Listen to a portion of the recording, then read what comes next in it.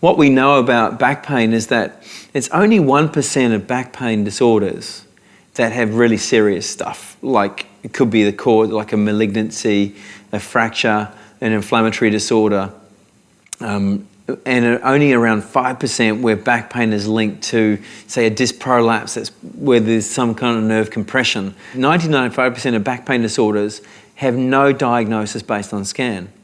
But the problem we've created is that whereas 50 years ago, people would have had what they used to call lumbago or back pain or a back sprain, now we've created another problem because we have highly sensitive imaging techniques like the MRI scanner, which picks up so-called abnormalities in almost everybody, because if you scan anybody's spine, 90% have got degenerate discs, around 45% have got disc bulges or protrusions, 20-30% protrusions or annular tears or facet joint arthrosis. So in trying to identify the 5%, we've created this massive belief in the majority of back pain patients that back pain is caused by these findings on scan, which actually are normal findings that are not predictive of back pain. The MRI scan comes back and obviously we'll touch on it shortly, but it showed herniation in the L5, S1, and I think it was a small, I don't know, it was a herniation or bulge in the L4, L5. I obviously mentioned herniations, and at that point my anxieties had probably elevated somewhat, and I think my pain had gone up as well. I had MRI scans done back a couple of years after that, and got told I had to have an operation. I had to stop everything I was doing. They said that because it was my lower disc, I had to go through the front, might not be able to have kids. Now, all this sort of scary stuff. People said, it can take you a year to 18 months. We rang a surgeon, we were going to get referred to the surgeon. His PA said she's going to people take 10 years. Another one in the Guia in Harley Street told me I'd die with backache. You'd what, sorry? I would die with backache. Kept getting told these horror stories, you know what I mean? So, got in my head that I was in bits. Yeah. I got told they hadn't seen this in a young man. It was like I had a back of a 70-year-old. That's what I was told. Yeah. And I went to the GP. All I really wanted from him was painkillers. And he said, the last person, my wife was verified, it's the last person that come to see me who had this type of back pain for this long had cancer. That was a GP. That was a GP. And how did that feel? Well, you can imagine, can't you? I mean, if I've got an headache, I've got a brain tumour. Yeah. So someone saying that to me just escalates it 1,000,000%. And then what's happened is we then have this belief that back pain is caused by these damaged structures. We start treating the spine like it is damaged. We tell people, you got to protect your back and keep it straight and watch out when you lift, strengthen your core, which are things that we know people with pain already do. And I went to the physio, and I was there for a good maybe 8 months. Doing various, they focused on my core muscles, doing various exercises. The physiotherapist started saying that there was muscular imbalances, needed some core strengthening, prescribed a few exercises to sort of strengthen the back, strengthen the core. And that lasted for a while, but never really any improvement. In actual fact, it was getting worse. Right. So what kind of things were they? It was getting me doing things like the crunches, stuff on the ball, good mornings, where obviously just try and try and bend with my hips and keep the flat back. So in standing? Basically, yeah. And it made it worse. And we're doing these core strength exercises. Okay. What kind of things? So that when I'm sitting here now, I'm tensing my core muscles, and when I stand up, it'll be mainly from here, and I'll be pushing up with my buttocks.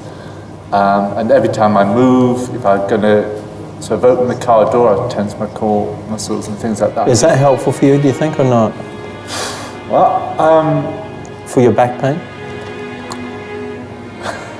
And then we've gone down this other path of saying, well, we've got to inject the spine and use different kinds of pharmacological approaches, and then end up with fusing the back in an attempt to treat it. I went to sort of consultant a couple of weeks ago, and back pain still persistent. I'll go into his office and he says, right, Chris, what are you doing? Well, what's the problem? So he explained the problem, brings up the images, and straight away he sort of says, on looking at your scans, he said, you're not a suitable candidate for any invasive work. But the only thing that would fix you is a fusion. So naturally, I prep myself again. We kind of have developed this whole belief system around that back pain is all about structure.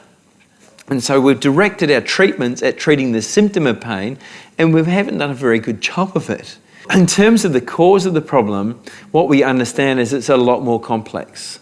Back pain can be caused by a number of factors, both what we call peripheral drivers, things like abnormal muscle tension or muscle guarding, adopting postures or movement patterns that are rigid and guarded and protective, which can create stress on pain-sensitive structures. So if I ask you to bend down towards your toes, what do you reckon about that? Would you do that? Yeah. Not really. A bit nervous of that. Yeah? So that's it, sort of thing. You wouldn't bend past that? No. That's it. I just ask you to pick that up.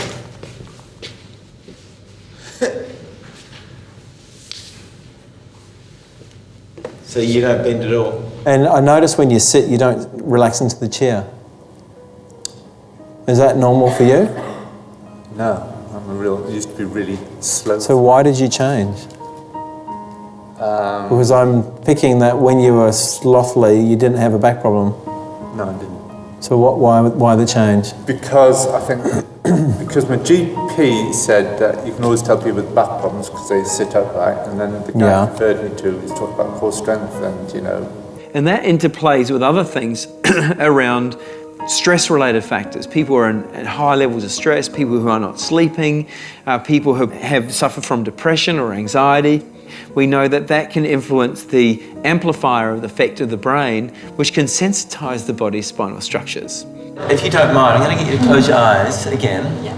And can you, if you were to visualize that, that thought you have when you might hit a bump on the road, like when you were last week. Yeah.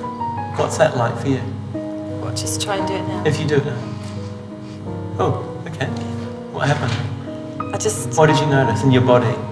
Tensed up, Just tensed up a bit, yeah. I feel I'm broken, I feel I'm weak, my hair's grey, my skin's grey, I'm just... Did that all happen?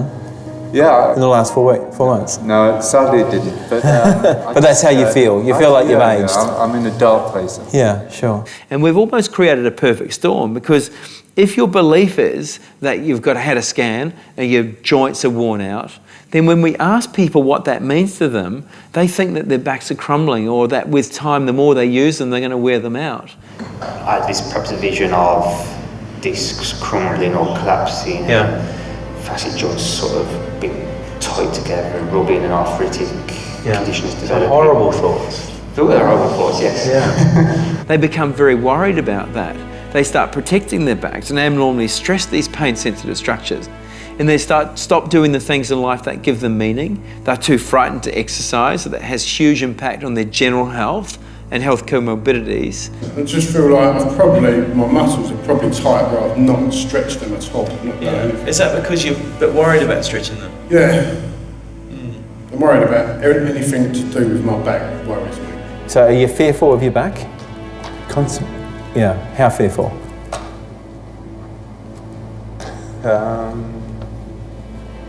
Well, as I say, I don't think the disc is going to go, but I just fear being in a place away from home where I'm suddenly... And you're faint again. Yeah, or I'm in a lot of pain and you can't get out. Yeah. Yeah. So I don't want to go on the train, I don't want to go... Yeah, okay. One day my wife and kids were out and my little girl said, hold on a minute, who's going to dress Dad? Right. And that hit me. I thought, I can't go on like this. Yeah. That's not a good place to be. And then we create a catastrophe around the fact that they're too frightened to do things that help them, and the very things that they've been advised to do often feed the problem that they've created. My employer put me through to a physio, so it was a fourth one, occupational health. And they basically got me doing loads of these line extension exercises. And that, I think, just finished me off completely. One of our research group, Ivan Lynn, published a paper just recently in the British Journal of Medicine Open, proposing that, in fact, disability around back pain is iatrogenic. That is, it's healthcare system induced. where we hear the stories of people with pain, like we have the last few days, around the pain started with not even an injury. And then they go through this cascading process of seeking different treatments, given different advice, being told your disc's damaged, or this is worn out, or you've got a pinched nerve, or you're going to be careful when you bend and hold your core and be tense when you move. And then they describe this process of becoming depressed, highly anxious, fearful, start avoiding stuff, and then their life's trapped. The problem about my job as a head teacher is that I'm sitting a lot. Yeah.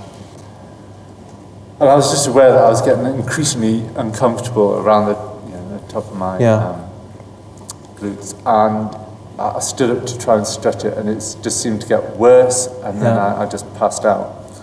And so we know that if you ask people with pain, they say, my life is on hold because I don't understand it, I can't control it, and I can't do the things in life that give me meaning. With the physical journey, there's a sort of spiritual and a psychological journey as well. And I look back now, I'm almost embarrassed about how low I got, you know what I mean? What do you mean? This sounds ridiculous, No. but I was suicidal. I think there's now a general belief that in fact persistent back pain is something that we can't change, and that the best thing we can do is to really advise people to make the most of their lives, to accept their situation and go back to doing things that give their life value so that they're less disabled. Now, I think that may be the fact for a very small group of people, but I think we miss a whole lot of people who have huge opportunity for change. And I think that's a view that needs to shift amongst health professionals, that we stop thinking of backs as backs being damaged, that pain does not equal structural injury, that movement is good for the body, that back should be trusted to move in a normal way, to give people strategies and confidence, help both healthcare professionals and physiotherapists and other healthcare professionals to give them a different view on pain, to stop describing backs as being caused by wear and tear and disc degeneration and disc bulges, to tell people that these findings are normal, and then to build the capacity within themselves in terms of understanding their pain and the context of their life to find ways to break that pain cycle.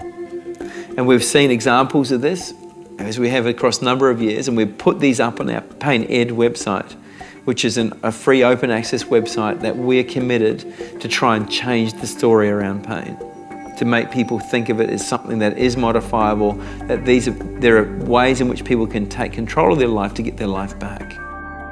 So what's happened in the last year then? What's been happening for you? I started up my own company, non-stop working, digging holes. You digging holes? Yeah, laying water mains, gas mains, electric mains. Not bad dig for every day of my life. someone with a back with an 8-year-old. Dig every day of my life. Works 7 days a week, every month. I just don't stop working.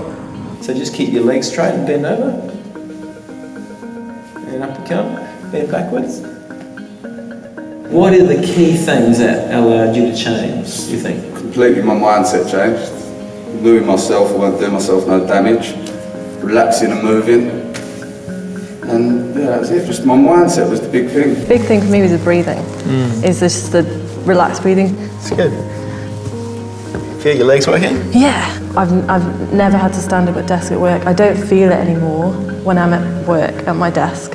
In that, I think largely it's mind over matter. I don't think about it anymore. I sort of try and go to the gym at least 4 times a week. I try and do, say, 40 minutes on a weight session or something, and maybe 10 to 20 on a bike. Just come, you're doing them quite quickly. You used to do it like this. Yeah. Just hand side on, just bend down towards your toes again.